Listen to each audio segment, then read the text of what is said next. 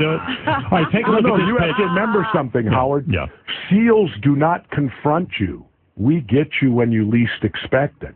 I like that attitude. I think I'd be better with that. I told you my poem, didn't I? Yes, you did. About the pirates. Do me a favor. Look at this television monitor. Can you see it? Yes, I can. Okay.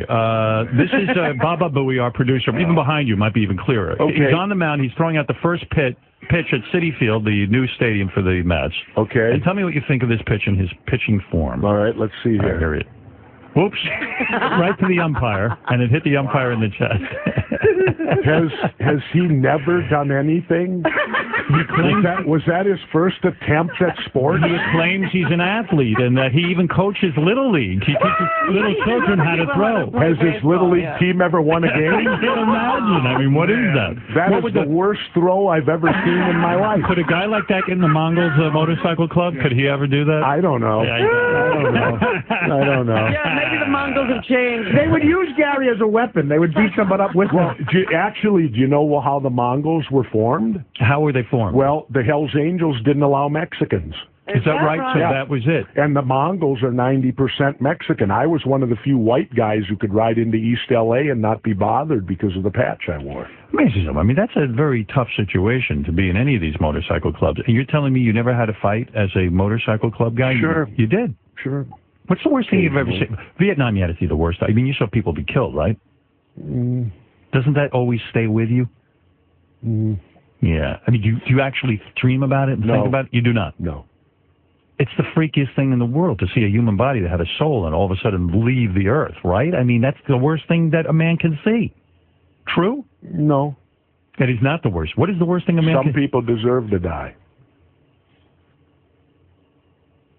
What?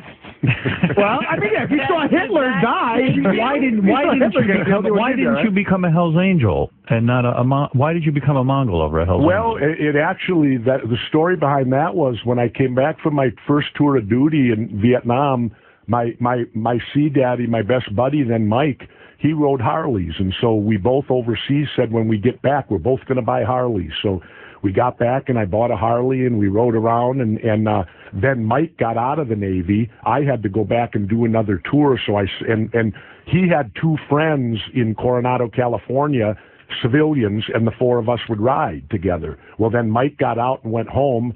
I went back overseas again, and when I came back, I got another Harley, and I ran into my two old friends they were now Mongols.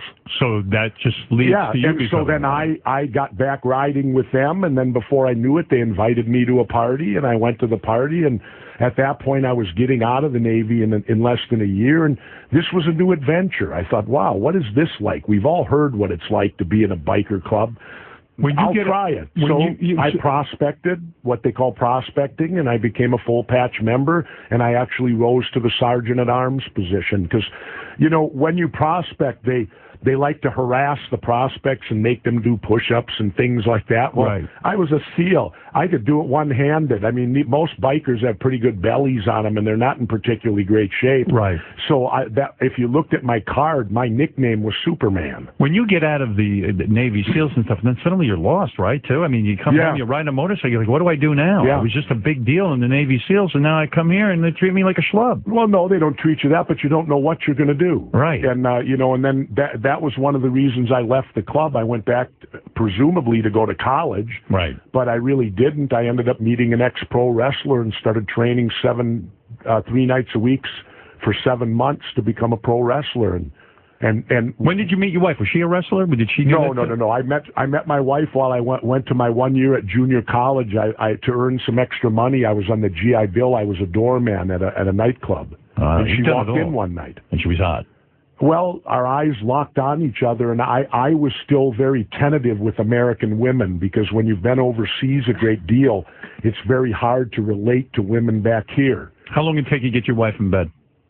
Did you have to court her for like years? Well, first he kept offering her money, and she said, no. I'm going to say, wait a minute, Robin. I'm going to say it was longer than the Filipinos. Let me correct Robin for a moment. Robin, SEALs do not pay. Oh. No. Even the Philippines? Even in the Philippines. Wait That's a an second. unwritten This law. is outrageous. We do not pay. What are you talking about? You went to a Filipino whore, you had to pay. No, they're hostesses. They're in the bar. Oh, that's and different. if they ain't got no customer and you're studly, hey, they like a good time. I can guarantee you one thing that I know We for don't sure. pay. I can guarantee you one thing I know The for sure. regular Navy pays, the Marines pay, the SEALs don't pay. No kid, you never paid for sex. Not in the Philippines. No kidding. Absolutely not. One thing I know for sure, comedians pay. Bob, ask your question. Go ahead in Bloomfield, New Jersey, before we run out of time with the governor. Go ahead. Hey now. Hey now. Governor, hey, I got a quick question for you. You talk about the SEALs get you when you don't expect it. I was just curious what you thought about the SEALs getting those Somali pirates. That's a good question. Yeah. Well, I did my poem. I said, on the night that Jesus Christ supposedly rose from the dead, the Navy SEAL shot 3 pirates straight through the head. Right, you didn't get that? It was That's Easter. right. That's Yeah, right. it was Easter. Easter night. Isn't it amazing? And the reason I say that is I want people to realize in the poem that war doesn't take a holiday. Right. And in other That will words, get you on Christmas, too. right. Don't And- matter. Well, what about these pirates? I mean, it's crazy. What are you going to do about that? Well, people need to understand why the pirates are doing what they're doing, because we're abusing their country. We put nuclear waste in there. We've done all this crazy stuff. They're just, and usually there's a tariff charged when you go through people's waters. Right. Well, they're not charging, so the pirates are. I don't condone what the pirates are doing. What they're doing is wrong. But people need to get beyond scratching the surface, and they need to understand the real reason the pirates are existing in the first place. Ralph, go ahead quickly. Your question. Hey now, Hey. listen, man, you're a great guest. You sound honest and real intelligent. But when you start saying that 9/11 stuff, I'm like, Jesus, that sounds nuts. What's your biggest piece of evidence? Well, my biggest piece of evidence is that how could those buildings fall to the ground at the rate that I free fall from a plane?